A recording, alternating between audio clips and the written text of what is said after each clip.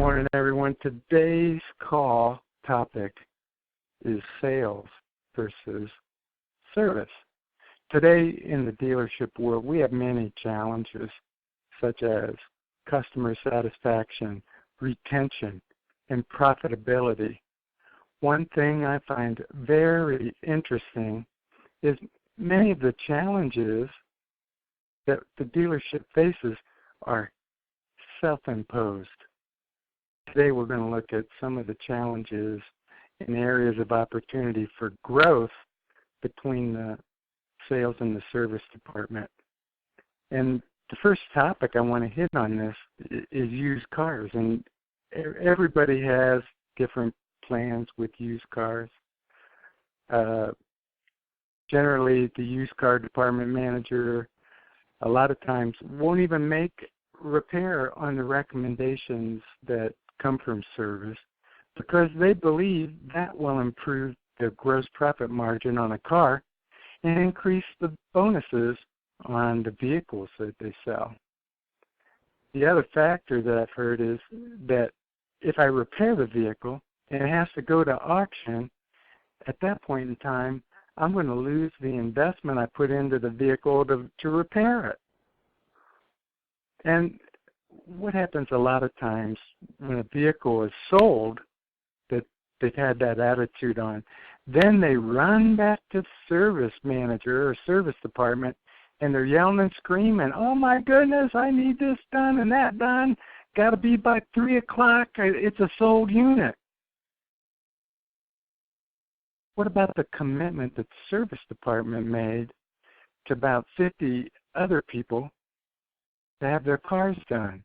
Now we're supposed to put that aside and cover it because the repair wasn't made. This is so disruptive to service because when they walk back like that and they demand it, it creates friction and anxiety. And over a period of time, this builds up and it's destructive to the team environment. The best practice remains that when the vehicle is here, it comes into service and it gets processed. The manager looks at it, or he's already got a pre-authorization.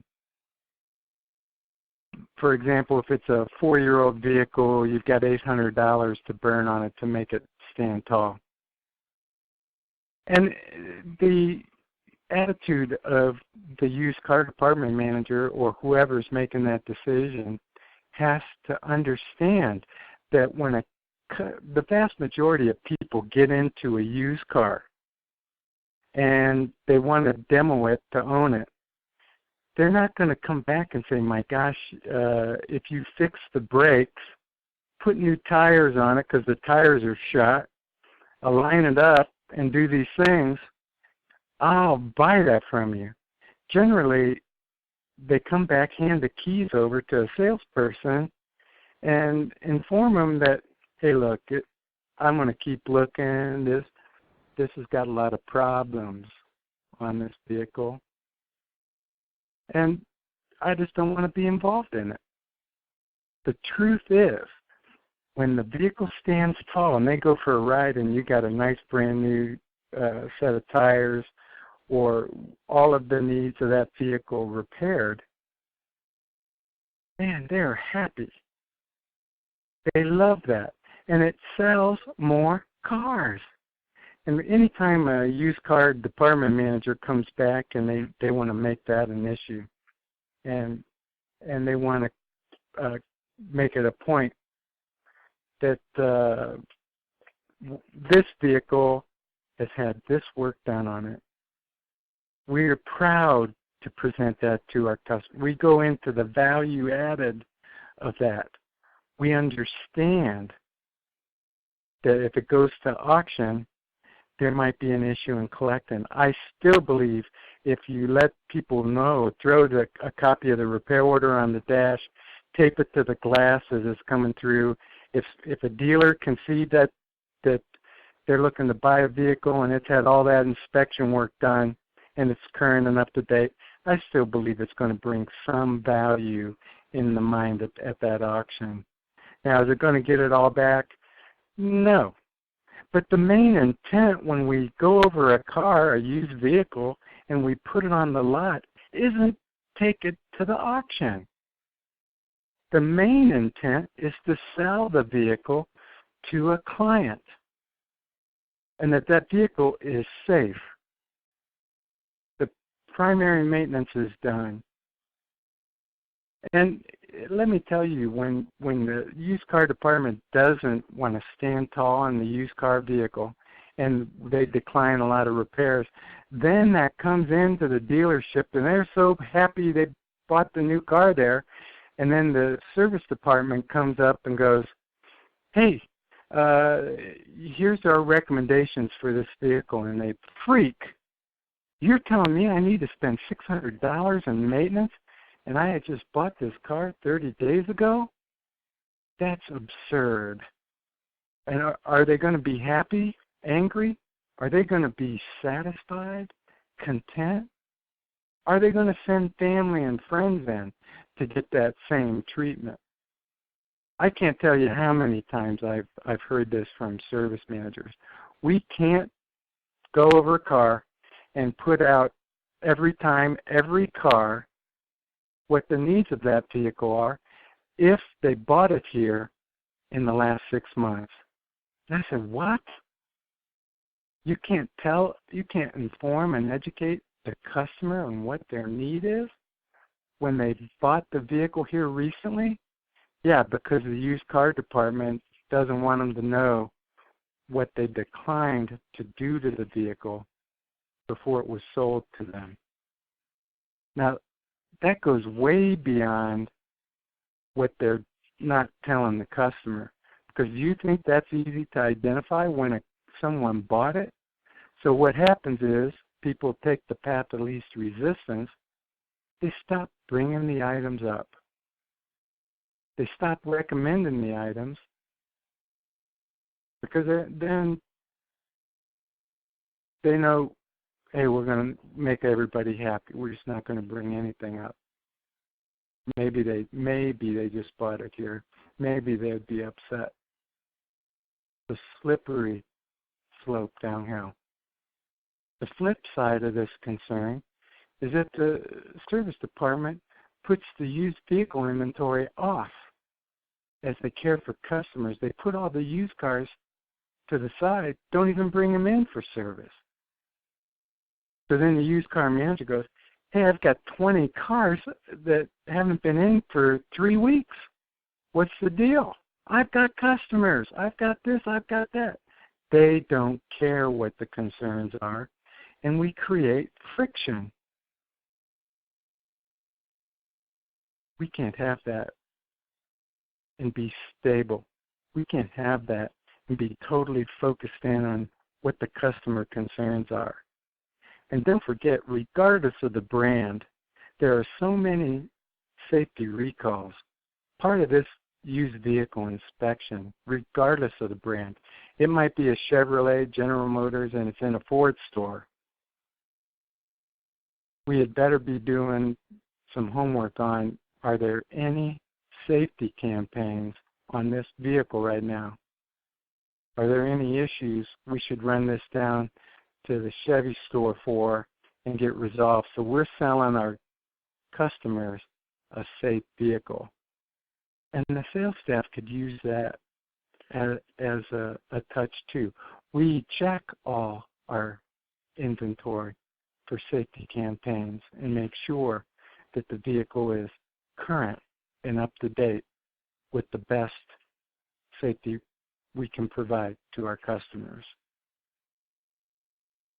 The communication between the sales department and the service department are generally, as I see them, I would rate them poor. And there's so much mutual benefit between the two departments, it puzzles me why in the world this is considered a decent practice. there's no benefit in operating the way that we are. Now let's look at new cars. You know, there's a lot of information the service department gets on new cars. Service bulletins and issues with the vehicle as they're coming up. Also, man, the sales department gets some wonderful information on feature benefit, how the vehicle works. And I think I want to challenge everybody today to understand that that's a big disconnect. Wouldn't it be nice if the sales team was aware of service bulletins that were becoming issues? And wouldn't it be great for an advisor to understand how the vehicle works?